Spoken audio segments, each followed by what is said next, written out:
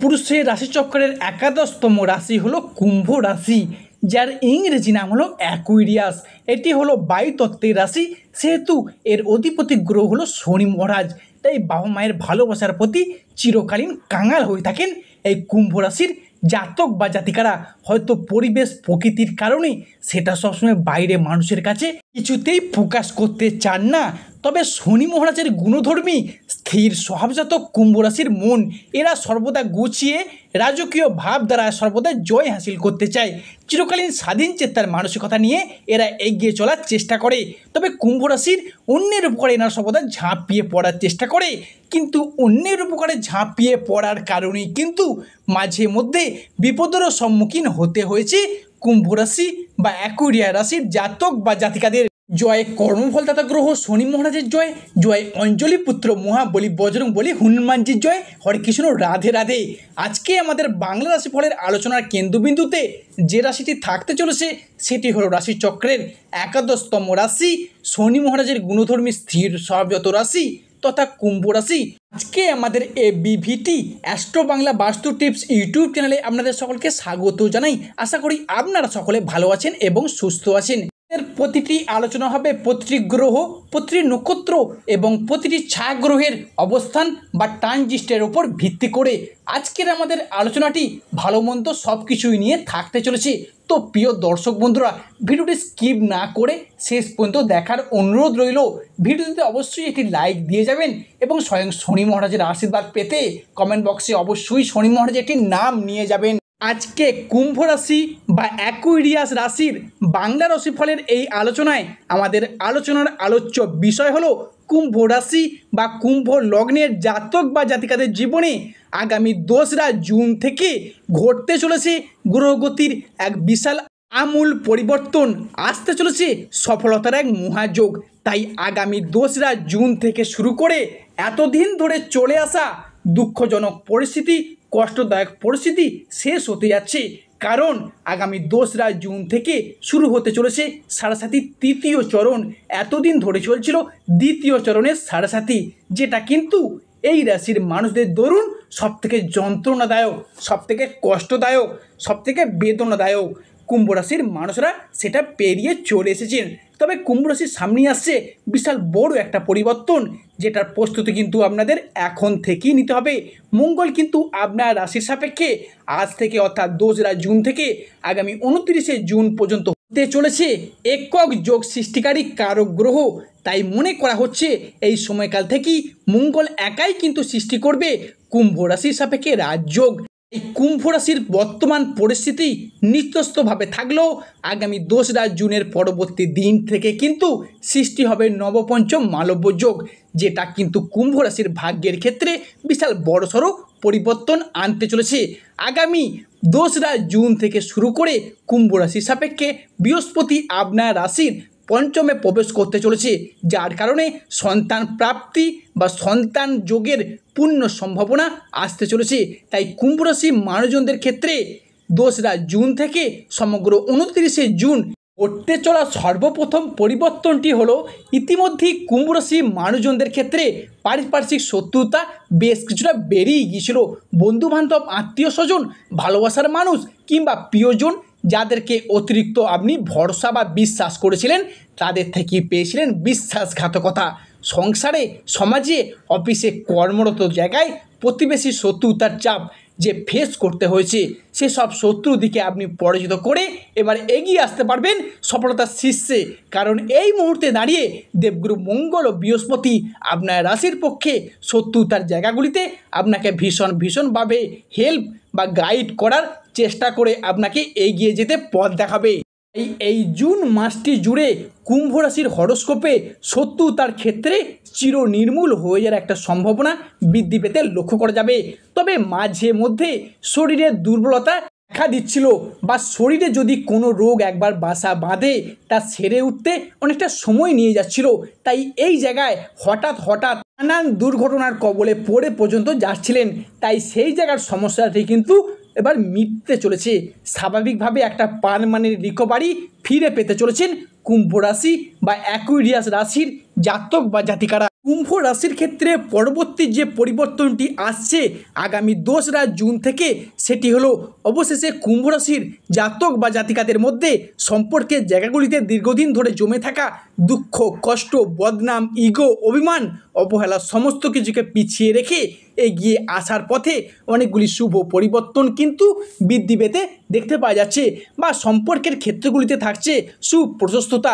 সম্পর্কের ক্ষেত্রে ইগো বা অভিমানগুলিকে দূরে সরিয়ে রেখে সম্পর্কগুলিকে আবারও একবার জোড়া লাগানোর একটা ইচ্ছা, প্রবণতা, প্রত্যাশা কিন্তু বৃদ্ধি পেতে লক্ষ্য করা যাবে এবার থেকে।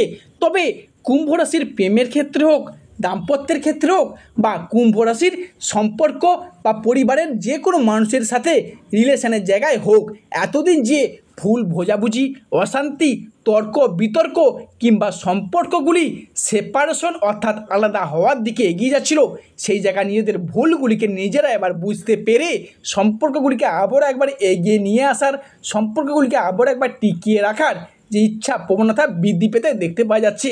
তবে কুম্ভ রাশির মানুষদের পক্ষে জুন থেকে জুলাই এবং আগস্ট মাসে ঘটতে চলা পরবর্তী পরিবর্তনটি হলো পরিবারগত দিক থেকে আপনার রাশির চতুর্থ ঘর থেকে গৃহস্থ বাড়ির পরিবেশ, সামাজিক মান সম্মান প্রভৃতিকে বিচার করা হয়। তাই এমত অবস্থায় দেবগুরু বৃহস্পতি কিংবা শুক্র আপনার রাশির ষষ্ঠ বা দ্বাদশ ঘরে ট্রানজিট করার কারণে পরিবারগত যে ঝগড়া ঝামেলা, সেটা বাবা মায়ের সাথেও হতে পারে, ভাই বোনদের সাথেও হতে পারে, সেটা দাম্পত্যের জায়গায় হতে পারে। আপনি বাবা মা হলে আপনার সন্তানদের ক্ষেত্রে বোঝাপড়ার অভাব, মতের অমিল, তালের অমিল দীর্ঘদিন ধরে চলে আসছিল, সেই জায়গার সমস্যাগুলি এবার পুনরায় জোড়া লাগতে চলেছে। এরই পাশাপাশি সম্পত্তি ভাগাভাগি নিয়ে ভাই বোনদের সাথে সমস্যাগুলি দীর্ঘদিন ধরে চলে আসছিল, সেই জায়গার সমস্যাগুলি এবার মিটে যাবে। যারা বিবাহিত দম্পতি রয়েছেন, এতক্ষণ বা জাতিকা হন, শ্বশুরবাড়ির দিক থেকে এতদিন যে সমস্যা, চাপ, শত্রুতা, অশান্তি প্রচুর পরিমাণে সহ্য করেছেন, এই সব সমস্যাগুলি সূর্য কিংবা শুক্রের প্রভাবে বেশ কিছুটা মিটে যেতে চলেছে। আবার অনেকের ক্ষেত্রে কিন্তু শুভযোগটি 2রা জুনের আগে থেকেই শুরু হয়ে যাবে। পরবর্তী যে পরিবর্তনটি আসছে সেটা হলো কুম্ভ রাশি বা অ্যাকুয়ারিয়া রাশির কর্মের জায়গায় থাকছে বেশ কিছুটা সুপ্রশস্ততা। কর্মের জায়গায় খানিকটা এগিয়ে আসা কিংবা আধিপত্য বিস্তার করে চলা বা সাফল্যের পথে এতদিন যে বাধা বা সমস্যাগুলি কাটিয়ে এসেছেন, সেগুলি দ্বিতীয় রাহু ষষ্ঠে কেতু থাকার কারণে সেই জায়গার সমস্যাগুলি এবার মিটে যেতে চলেছে। কিংবা আপনার রাশির রাশিপতি শনিদেব পীড়িত থাকার কারণে তিনি কর্মপতি থেকেও কর্মের প্রতি যে বাধা বা সমস্যা রেখে গিয়েছিল, সেই সব সমস্যা কিন্তু মিটে যাবে।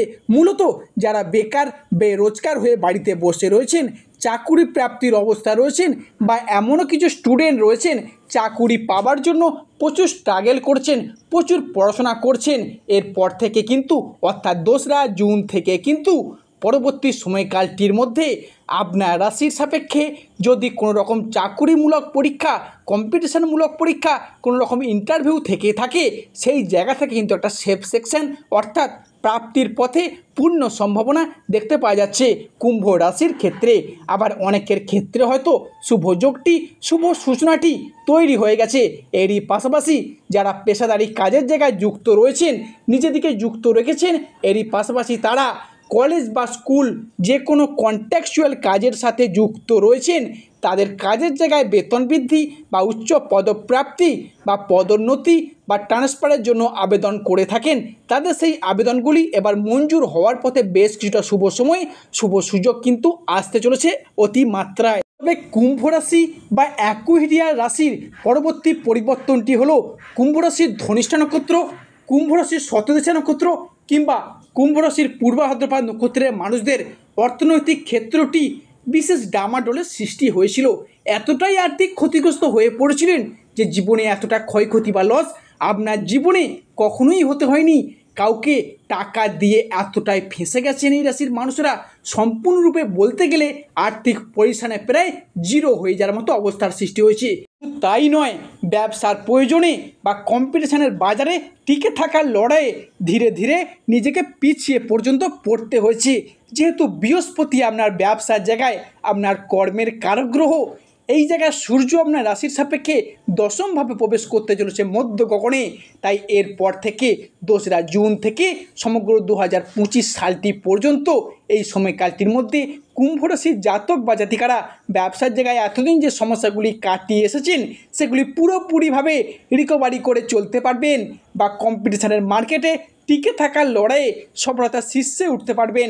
এরই পাশাপাশি যারা ঋণের জায়গায় জর্জরিত, সেটা পরিবারের কারণে হোক বা ব্যবসার জন্য হোক বা নিজস্ব সকাল্লাদ মেটানোর জন্য হোক বা সংসারে সমাজে যে কোনো প্রয়োজনে হোক, এতটা পরিমাণে ঋণ নিয়েছেন যে এতটা পরিমাণে ঋণ বা লোন আপনার জীবনে কখনোই নিতে হয়নি। তাই এই রাশি অর্থাৎ কুম্ভ রাশি সাপেক্ষে ঋণ মুক্তির একটা শুভযোগ লক্ষ্য করে যাচ্ছে। এরপর শনি মহারাজ যা কিছু কেড়ে নিয়েছিল শনির সাড়ে দ্বিতীয় চরণে, সব কিছুই কিন্তু আপনাদেরকে একের পর এক হিসাব করে ফিরিয়ে দিতে চলেছে। মোটামুটি 72% লোন আপনি এবার মিটিয়ে দিতে সক্ষম হবেন 2রা জুন থেকে সমগ্র জুলাই, আগস্ট, সেপ্টেম্বর 2025 সময়কালটির মধ্যে। কুম্ভ রাশি ভালো, আজকের এই আলোচনাটি শেষ পর্যন্ত শোনার জন্য ধন্যবাদ। যা আশা করি আজকের আমার এই ভিডিওটি আপনাদেরকে আগামী দিনে পথ দেখাতে সাহায্য করবে। সর্বশেষে শনি মহারাজের আশীর্বাদ পেতে কমেন্ট বক্সে অবশ্যই শনি মহারাজটির নাম নিয়ে যাবেন।